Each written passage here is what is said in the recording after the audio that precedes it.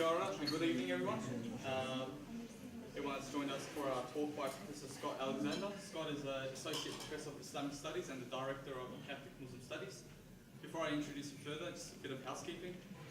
Bathrooms are located downstairs, just where you came up from, and same as the emergency exits, just outside where you walked in through. Before I hand over the floor to our presenter, just a little background information on Professor Alexander. Scott's interest in Islam dates back to the early 1980s, when he was both witnessing the events of the Islamic Revolution in Iran and concentrating comparative religion as an undergraduate at Harvard. After graduating from Harvard, Scott went on to Columbia University in New York, where he earned his MA and PhD in History of Religions with a concentration in Islamic Studies. From 1986 to 1990, Scott taught courses in Islam and the History of Religions in Columbia, Fordham, and Princeton University. In 1991, he took a position on the Religious Studies faculty of Indiana University in Bloomington, where he taught as an assistant professor of Islamic Studies from 1993 to 2000. So yeah, please welcome Scott Alexander.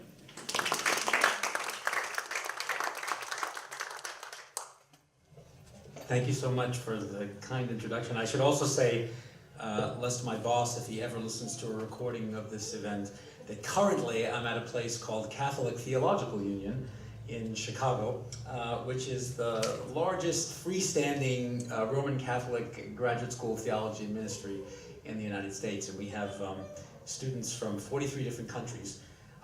We opened our doors in 1968, so we're getting ready to celebrate our 50th anniversary. And when we did so, we had a rabbi as a charter member of our faculty in response to this kind of revolutionary document of the Second Vatican Council called Nostra Aetate. That Catholic Jewish Studies program has been doing marvelous things throughout the history of our institution. Back in the late 90s, a few people were getting together and talking about having a junior sister program to the Catholic Jewish Studies program, a Catholic Muslim Studies program. And so it was my good fortune, I'm not sure whether it was the good fortune of the institution, but mine to be hired to be the founding director. And that was a year before September 11th. So it felt to a lot of us, particularly me, like the hand of Providence was certainly at work, inspiring those folks who thought it would be a good idea to have such a program at our institution. Anyway, let me say, Assalamu alaikum wa rahmatullahi wa barakatuhu, Shalom alaikum, Namaste, Kia ora, I think. I'm not sure if I pronounced that correctly. Greetings of peace and good evening to all. There's a favorite hadith or report of the sayings and deeds of the Prophet Muhammad, peace and blessings be upon him. And it reads in very beautiful, simple Arabic, Man la yashkurun nas la yashkurullah, which means the one who fails to express gratitude to her or his fellow human beings cannot possibly hope to express gratitude to God. So I'd like to begin by thanking the Peril of the Islands Foundation, especially Yaljin Cholakabi, Taner Bashar Abi, all the advisory board members, especially Dr. Andrew Codling, who helped arrange for us to be in this lovely venue here at Auckland University of Technology. I also want to thank the many anonymous volunteers who I know usually work hard behind the scenes in quiet humility so that events like this can take place. And I know it sounds cliche, but it's no less true to say how grateful I am that you have taken the time to be here this evening. There are so many forces of social entropy at work these days that I believe it's an even more sacred act than usual to come together for fellowship. Before proceeding any further, I'd also like to say that I'm truly humbled as well as grateful. At the moment, I'm feeling humbled by my body, having entered an aluminum tube with wings sometime around 6:30 in the evening Chicago time on Tuesday, and standing before you at around the same time on Thursday, with nary a hint of Wednesday and not much more sleep. My body is saying, really, Scott? After all we've been through the past 24 hours or so, you're standing before a group of intelligent folks and proposing to put more than 2 coherent sentences together? Are you totally insane or even more arrogant than I thought you were? But that isn't half as bad as what my mind is saying. It's saying, really, Scott? You've traveled all the way to this gorgeous country on a so-called speaking tour, and thus on the utterly false premise that you have something to offer its beautiful people, when you know quite well it's they who have far more to offer you.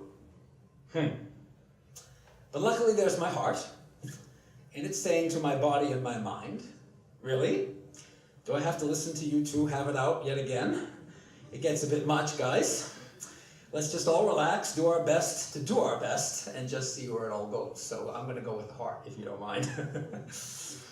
My topic this evening is, as you can see on the slides, dealing with difference, peril or promise. You know, for those of you that like alliteration, thanks. For those of you that don't, I hear you, but it's there anyway. I'm going to start with a meteorological metaphor. I'm going to say something about a great and strange fog in mythic Arthurian England and the contemporary US. I'll say something about the somewhat counterintuitive nature of this fog and what happens when this particular fog starts to lift.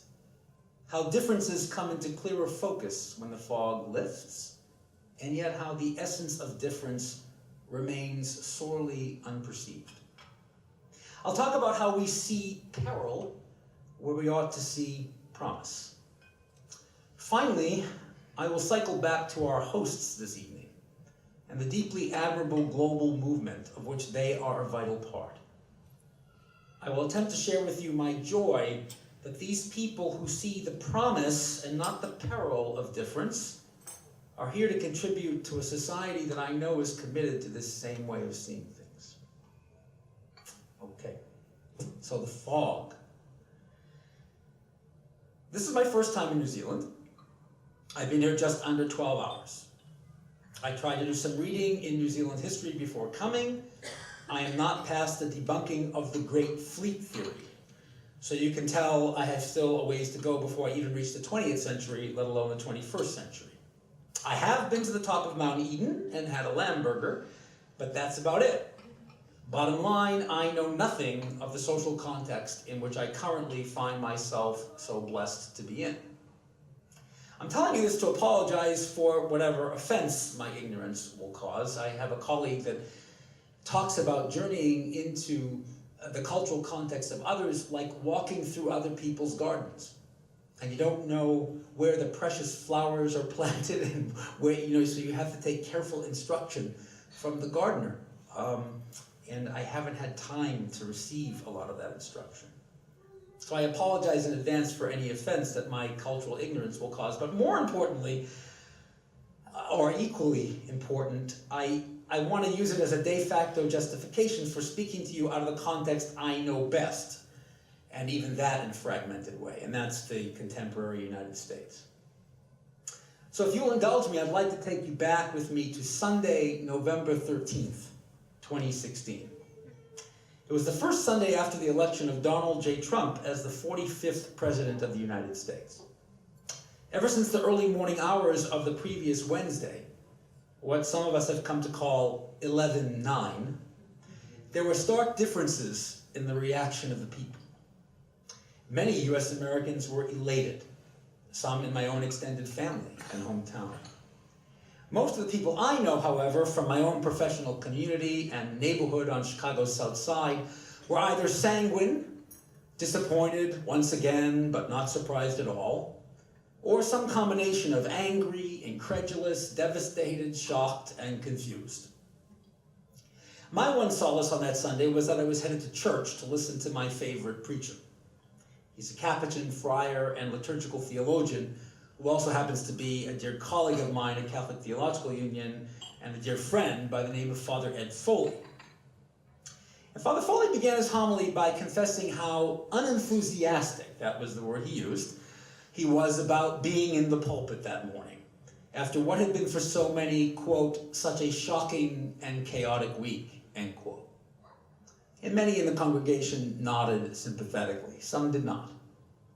And then, much to my surprise and secret delight, he made reference to a novel we had both recently read. We kind of recommend novels to each other and talk about them. And it was Kazuo Ishiguro's The Buried Giant.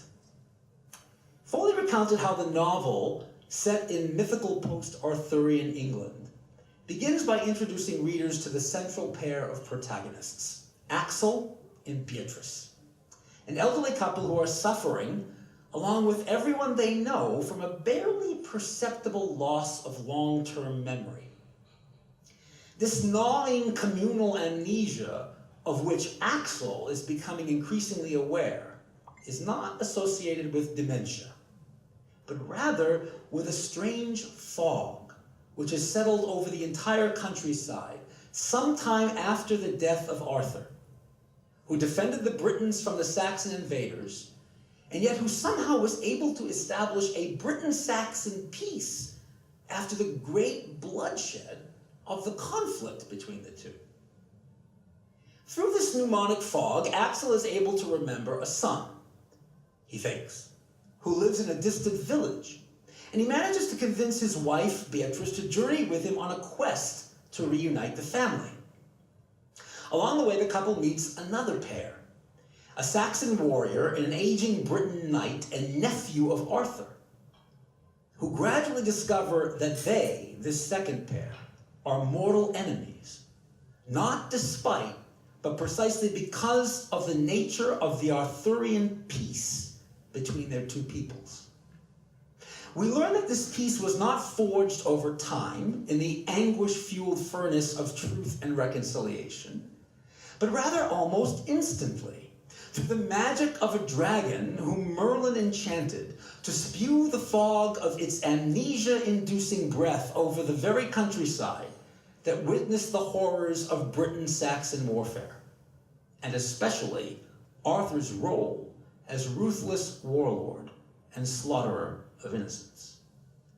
The Saxon has been charged with slaying the dragon, while the Arthurian knight is its sworn protector. Both eventually realize that the reason Axel was beginning to regain his memory is that the dragon was dying anyway. And now I'll quote Father Foley. He says, "The dragon's breath is the fog that induces the societal amnesia, dampening the memories of hatred and slaughter, rivalry and division that grew out of Arthur's bloody conquest of the Saxons.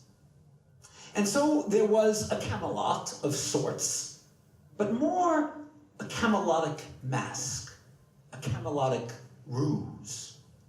And once the dragon is slain, memory returns. A memory that will once again feed a smoldering anger between Britons and Saxons, and a memory that will feed smoldering doubts between Axel and his beloved Beatrice. Memory," Foley emphasized, "is the buried giant here.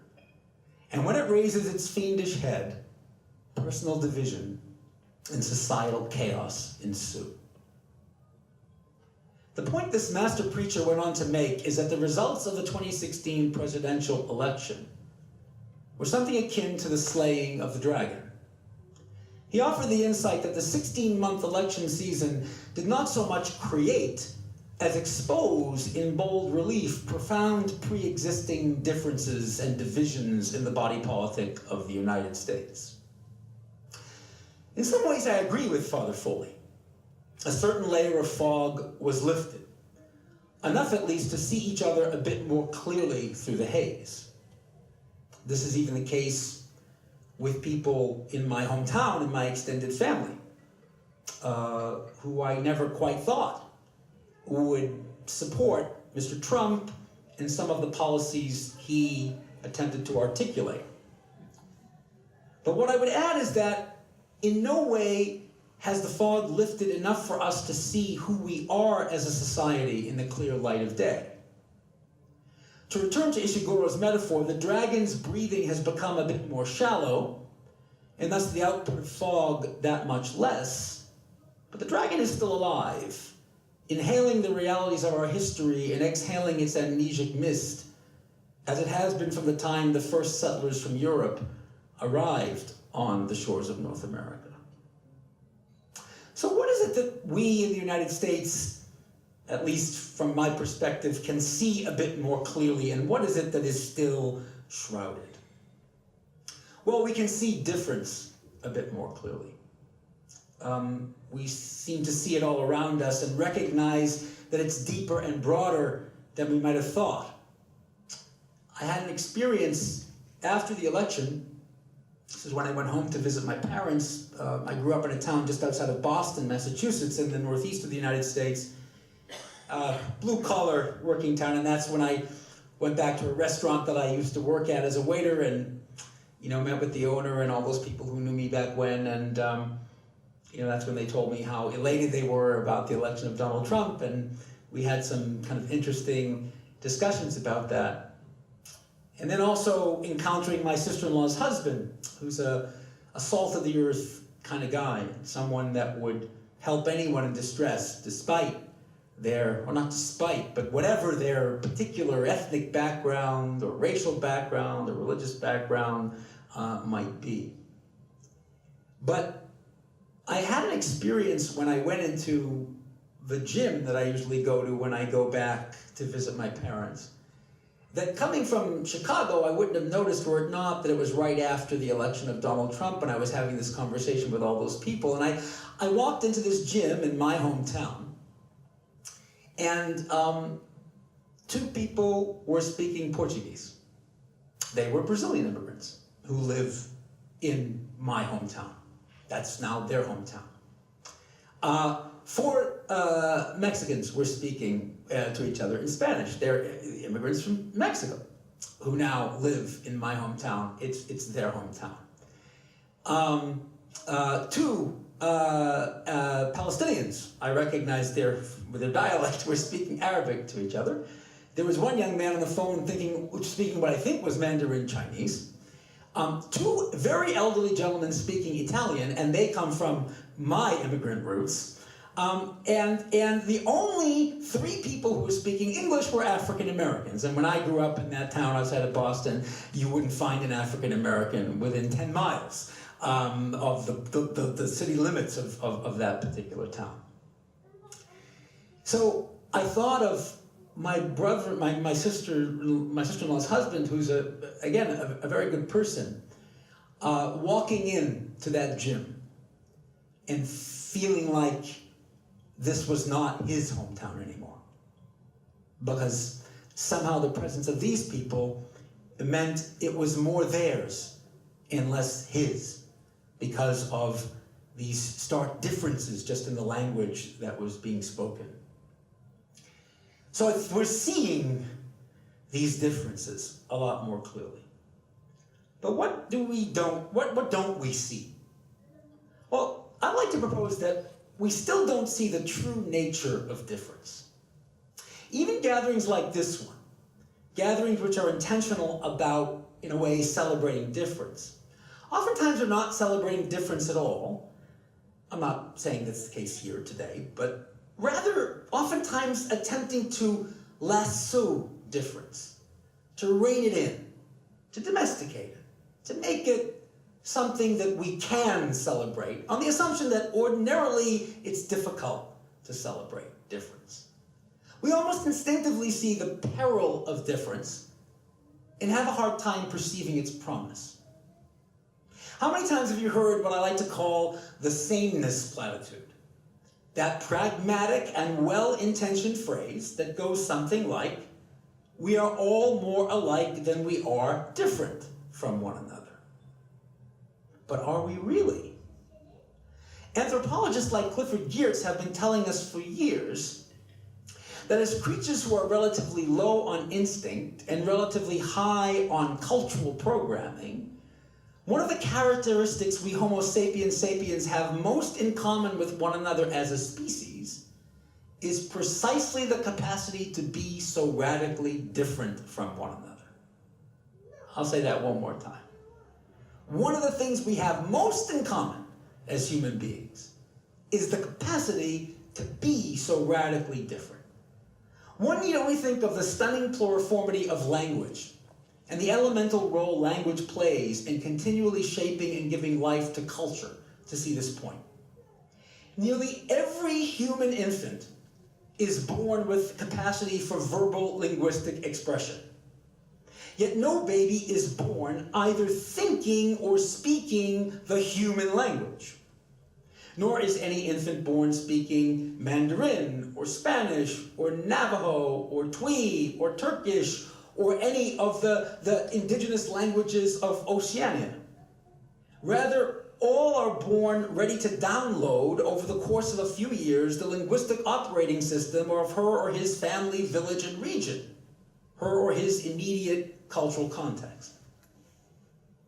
If we move from anthropology to sacred scripture, we find indications that this should come as no surprise to us.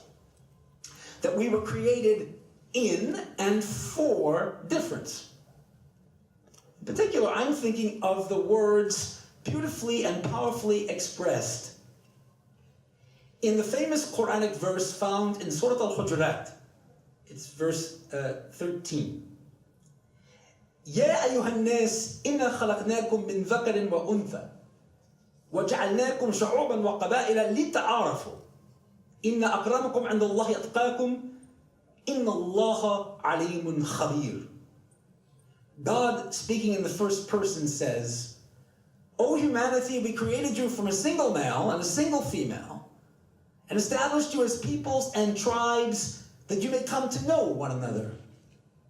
The most noble among you is none other than the most God-conscious. God alone has ultimate knowledge and awareness.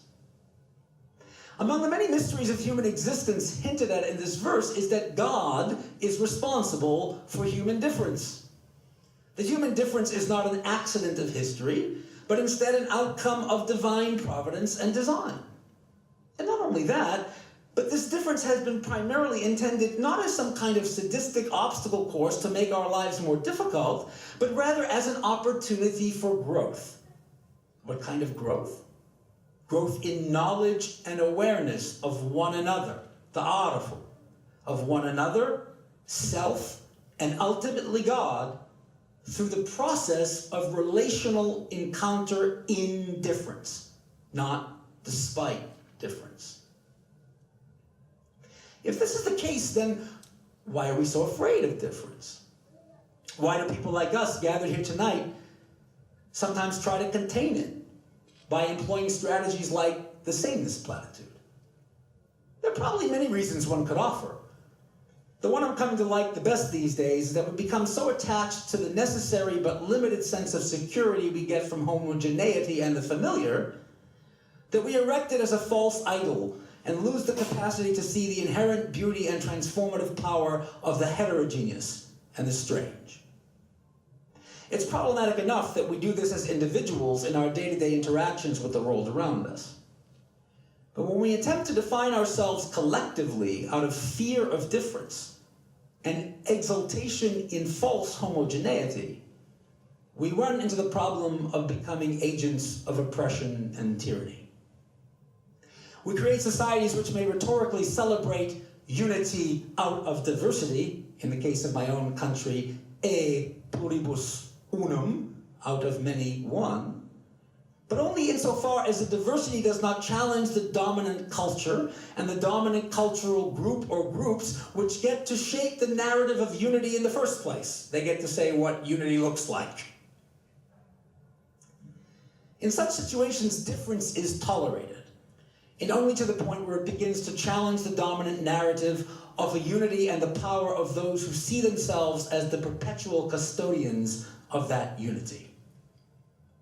When this happens, the dominant culture and its groups do what they usually do with difference. Assimilate it, marginalize it, contain, and if possible, exploit it, exterminate it, or devise some clever combination of all three. In my country, difference is tolerated and even celebrated, but only insofar as it is not perceived to be a threat to the socially constructed whiteness that has been the defining element of the normative American since the beginning. Some would say that the last presidential election cycle is teaching us to see more of the danger of false notions of sameness than of our real differences. But I'm not so sure. Lest I leave you with a sober and realistic, but somewhat grim picture, let me now turn to some concluding reflections on two related sources of hope, of the promise of difference: dialogue and education. Why do I call them sources of hope? Because when executed with dedication, integrity, and authenticity, they do not attempt to paper over the differences that make us who we are and in which we root our dignity. Instead, dialogue and education give us the ability to understand our differences on a deep level, deep enough that we can begin to see the ways in which these differences complement each other. Is it a coincidence that I've chosen to identify dialogue and education as a source of hope in an event sponsored by Peril the Islands Foundation here this evening? Not at all. I'm doing it because, in a very real sense, dialogue and education, as some of you may be aware, are two of the signature elements of the mission of Hizmet, Hizmet, the global Muslim spiritual and human solidarity movement that originated over 4 decades ago in Turkey and that has given birth to our host organization this evening. In many ways, one could say that the story of Hizmet is a grand and sweeping story of dedication to dialogue and education as a means for transforming individual and collective lives for the sake of the good of the human family. There are many micro-stories I've collected over the 14 years in which I have had the privilege of being involved as a Christian in the Hizmet movement. One in particular stands out for me, and I'd like to share that with you this evening. A few years ago, I traveled to South Africa. It was during Ramadan, actually, and I went there to give some talks at iftar dinners, interfaith iftar dinners, that were actually sponsored by a very small group of Turks who belong to this Hizmet movement in 3 cities in South Africa, in Cape Town, Johannesburg, and Durban. And when I was in Johannesburg, I did what I usually do when I visit Hizmet communities around the world. I visited some of the Hizmet institutions, which tend to be dedicated to dialogue and education in one form or another. Here, as many of you may know, in Auckland, it's dedicated to the education of our children from the very earliest ages of their encounter with this beautiful world in which we live. Little pearls, right? In South Africa, there are schools, elementary and high schools. And I was taken to the boys' school and the girls' school.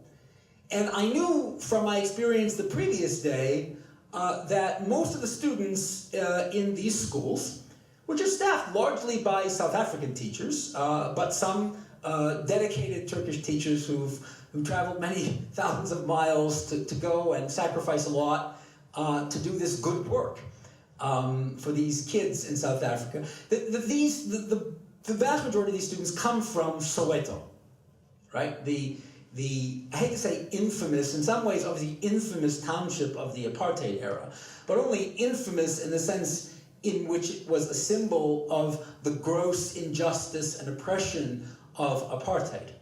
Certainly not infamous in any way in terms of the vibrancy of the life of the people in Soweto. And when I went to Soweto with my Turkish friends and who are teachers at the school, and they knew all the parents, and because they go and they visit the homes of the students, and that's all part of this kind of holistic Hizmet approach to education. Anyway, I got back to the boys' school. They had arranged for me to have a kind of session with the boys. They wanted me to talk to the boys and give them some kind of presentation, and I just wanted to have a conversation with them. We had a great conversation about their experiences, and after that, I went back to the principal's office, and just in the course of conversation, I asked the principal a few demographic questions. I knew a lot of these young men were from Soweto, but I was wondering what their religious affiliation was. And he said to me, well, Abi, that means elder brother, like you, 80% of them are Roman Catholic.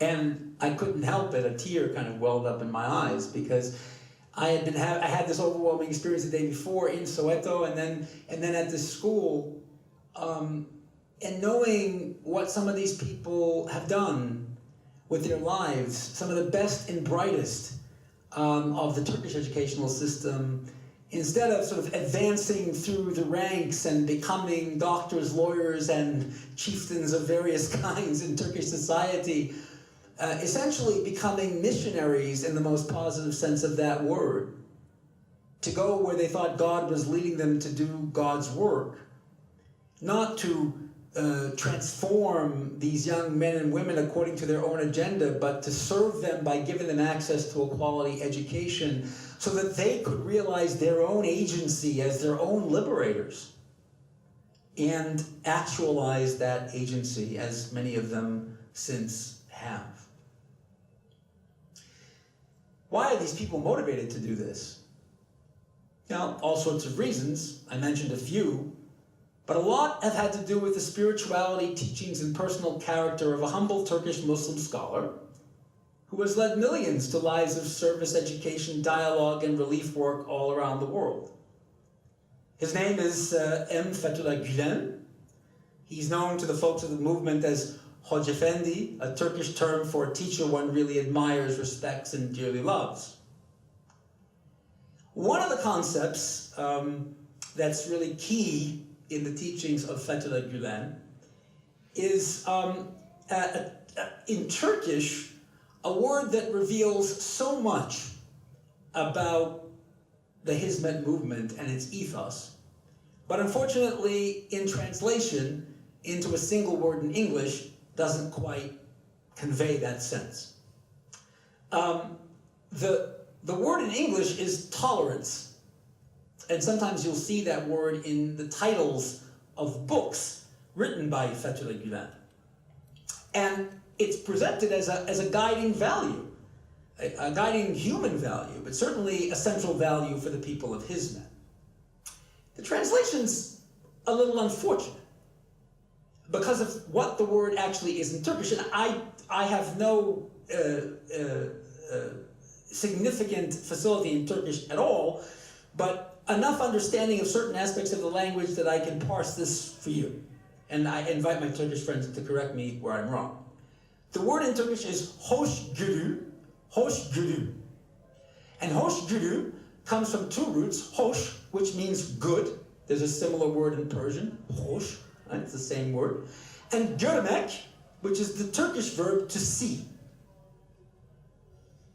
So, hoşgörü actually doesn't mean tolerance, which has some kind of a minimalist connotation in most usages of that word these days, right? But it actually means seeing the goodness in others, looking at others through a lens of compassion, with a yearning to appreciate the dignity of the other and to understand the other.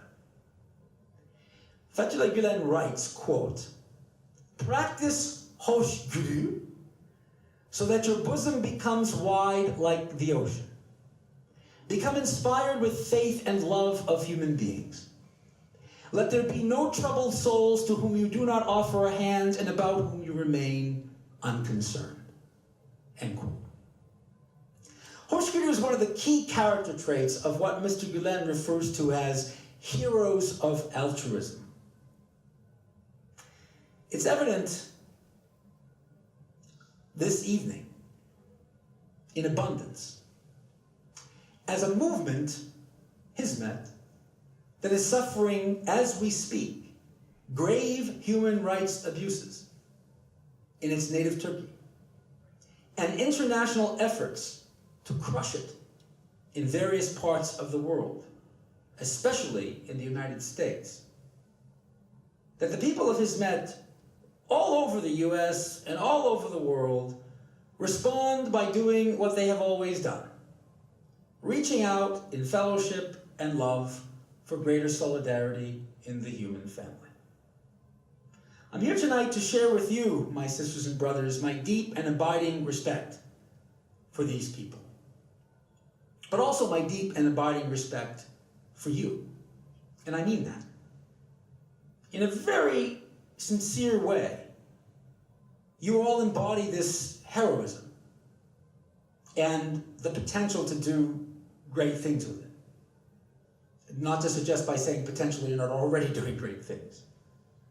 We live in an age in which, like so many ages in the past, the welfare of the human family is threatened by the co-optation of our highest values, and indeed our faith in God, for the pursuit and protection of material gain, the maintenance of societal privilege, and the power such gain gives us over others. In my own country, the demons of white supremacism, deeply embedded in the DNA of its history, the demons of anti-Semitism, of Islamophobia, of hatred of the migrant and stranger, are poised to seduce my fellow Americans by their favorite tool, fear. We're all painfully aware of the ways in which religion itself continues to be co-opted in a number of ways, and all too often to stoke fear and divide us.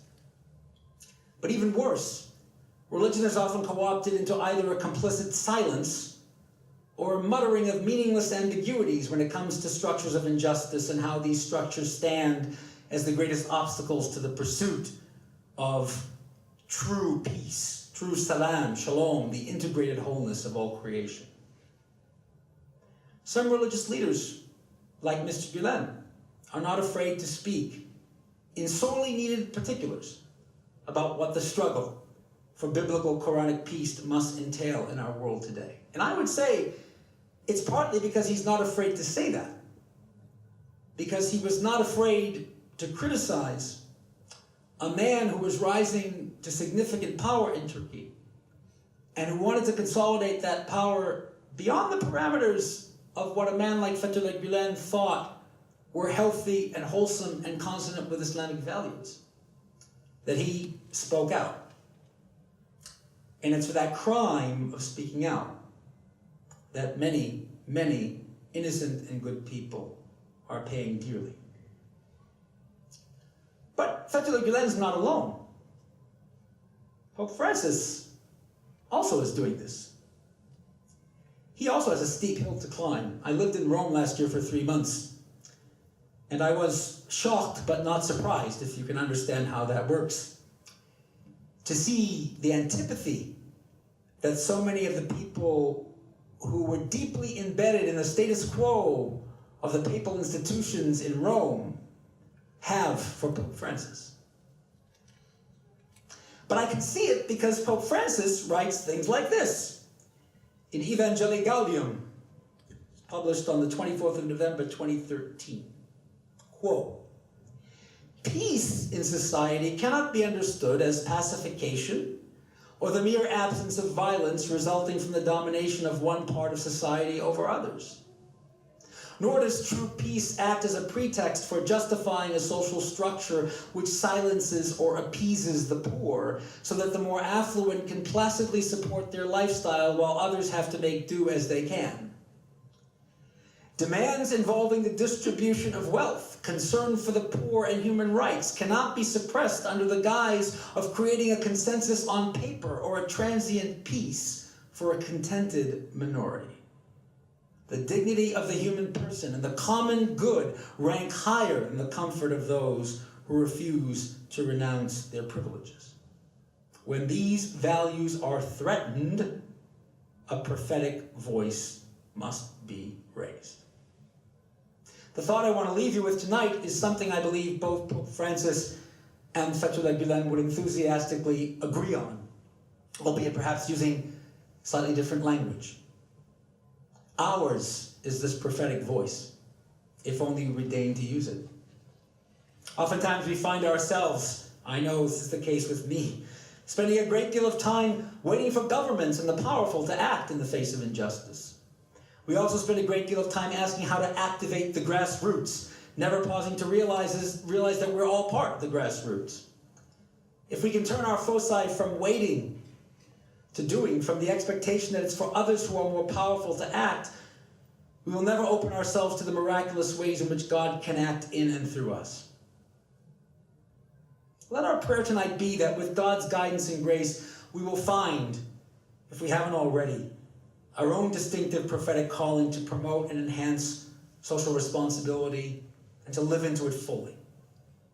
Let our prayer tonight be that our loving Creator grant us the ability to see difference not as a danger, but as a gift we are entrusted to give to one another. Let our prayer be that God bestow on us the courage and fortitude both to give and receive the transformative gift of difference in the dual vocations of dialogue and education. And let us ask for the subtle but critical grace not to become a part of the problem as we seek the solution. Not to fall into the trap of demonizing and rejecting the gift of difference, even when offered to us by those who oppose our efforts and see us as their enemies. To God be the glory and honor forever and ever. Amen. Thank you.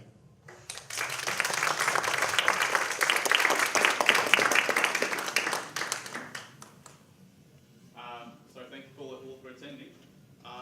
If we have any quick questions and answers, we could do that right now if you wish.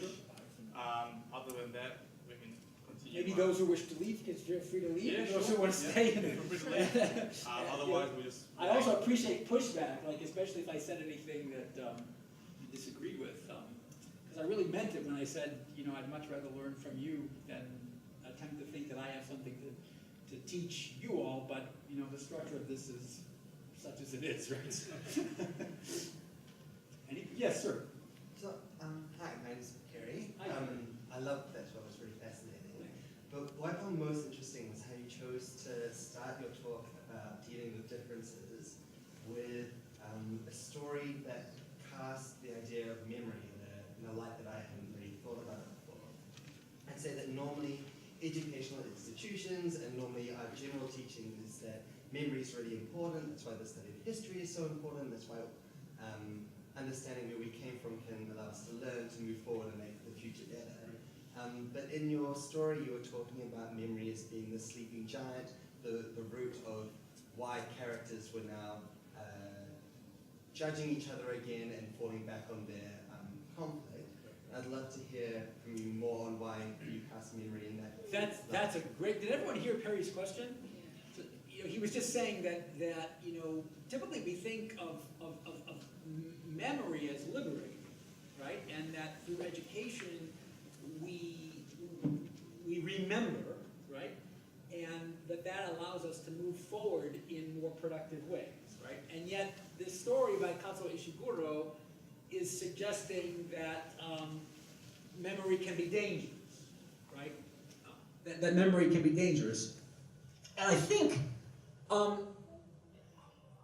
the key to understanding what Ishiguro is saying, and maybe why Foley used him in the sermon and why I used him, is the desire to kind of fabricate memory or control memory, and to turn memory into something that's univocal and that's part of supporting a false unity and a false homogeneity. So what I tried to say was, what they discover is that this peace descended so quickly, but even in the Arthurian legend, this is horrible bloodshed. So how did Camelot? I think this is how, I don't know, I never read an interview with Ishiguro, but I think this is where he got this idea. How did Camelot emerge with Arthur as king when he was the slaughterer of innocents? How do you get there? So I think it must be magic, right? It must be some way to get people to forget. Because otherwise it's going to be a long, difficult, and painful road to anything approximating Camelot, right? And not some kind of quick emergence of a fall. So I guess it's the difference between a memory that all the people in a society are invited to recover collectively, especially those from whom the dominant culture doesn't want to hear because it ruins the nice story, the nice memory that supports the dominant culture and that's part of the mythos of the dominant culture. I don't know if that doesn't make sense? Yeah, no. Okay. Thank you so much. You're welcome. Anything else? Great. Thanks for that question, Perry. Oh, yeah. Sure. Thank you very much for the talk, Scott. And actually, just going back to your talk about how you translated from Turkish hoşgörü, tolerance, which is very limited version of that. Yeah. And as we are human beings, we are kind of good at doing nahoşgörü, which is kind of seeing not the good ones mostly, So I just wanted to ask you, is there any best way of practicing to see the good things in people?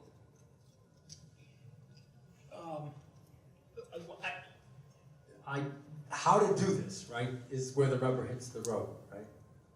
All I can do, as you were asking this question, I was thinking of my own personal experience, and I've been thinking lately that I want to do some more reading in psychology about the nature of strangeness and how we deal with strangeness on a psychological level as human beings.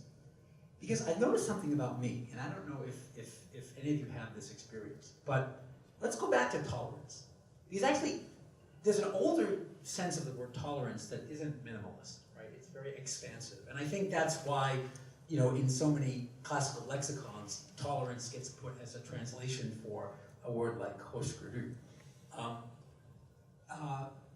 I tolerate, and not just tolerate, but grow to respect and enjoy behaviors that annoy me because they're so different from my norms in people that I know, right? But when people that I don't know exhibit those behaviors, I become angry and upset with them. And I notice this mostly, I go back to the gym, I notice this mostly at the gym where, I've experienced over the past, as I had to shift and move to a different gym, this new gym I've been at for like the last 4 years,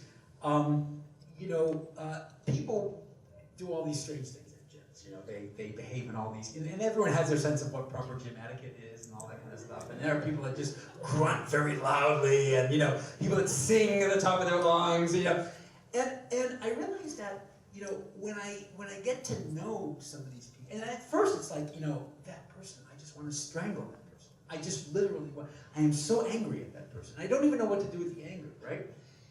And then I learn, as I get to know that person, just through interaction, all of a sudden I get to learn who they are, and somehow, it's better, because this person over here isn't just singing and bothering me, it's Perry. And he's singing, he loves, this particular genre of music, and, so that's, and so it doesn't, it's like, it might be a little annoying, slightly annoying, but I'm not mad at Perry. I could be mad at Perry for singing, But if I don't know him, he's the guy with the long hair, he comes in, and he's just always singing, he's usually 3 treadmills down from me, So, I know this is kind of like, kind of rustic a little bit, kind of reflecting on, but I think there's something there, right? That the way to practice hoşgörü, right, is to try to build some kind of relationship. Yeah, you have to make some kind of effort to actually get to know people. Because it's hard to see the goodness in somebody if you don't know them. But it's easy to see the badness because some of these differences that we all have, that can easily annoy us, when we're interacting with one another, can make us really upset and make us feel very alienated from one another precisely because we don't have access to some of the really good things about that person. So I think the challenge of hoşgörü really is to when you feel that sense of alienation, to ask yourself, is there anything I can do to lessen that? Maybe I should just smile at the person or say hello or something like that. I know that sounds really kind of simplistic, but sometimes maybe it's not so simplistic, maybe it's just simple. Well, oh yes. I was just going to add to that and say that often we criticise or blame people for what they do when we should be concentrating on who they are. Just in everyday life, in managing an organisation, and someone in the organisation does something wrong, it's easy to address the person rather than what they've done. Good people do bad things, but that doesn't stop them being good people. And I think that's a slightly different take on what you're saying. Yeah, I think and particularly if we don't know the person, then all we've got is their action. And that is not the whole person by any means. And maybe something else too. A rabbi once told me this story. I don't know if it's from the Talmud or where it might be from, and maybe some here do know. It was because we were discussing the shofar, and he told me the story that the angel. There's a saying that the angels, whenever a human being is walking down the street, that angels blow the shofar, come around that human being, and chant, "Make way for the image of God. Make way for the image of God." Because as Genesis says, human beings are created Tselem Elohim, in the image of God. So I think if we can all, and that's the, Theological Union actually says that the reason why we have to look upon others with Hosh Biru is because that's how God looks at us. Because if we're God to look at us and just look at our faults, we'd kind of be in a lot of trouble, I guess. That's one way of putting it, right? So that to realize that we all bear this inherent dignity that's actually inviolable, no matter what we do. We can't violate that. And no matter what we do or how we behave, those angels are still blowing the shofar, saying, "Make way for the image of God." So I have to remind myself mostly of that when I'm driving in Chicago. And that's another issue. Have you ever noticed, I think that also speaks to the point, because I can so easily get angry at people, other human beings, when they're in these little metal boxes. I can't even see their faces. They're just, they're just like people that I'm competing with to get where I'm going, or it's such an alienating kind of physical reality when you're driving on the road, and so that's the time I'm always kind of repeating to myself, "Make way for the image of God, make way for the image of God." That's before I cut someone off, actually. Anyway, thank you very much, everybody. Thanks for coming.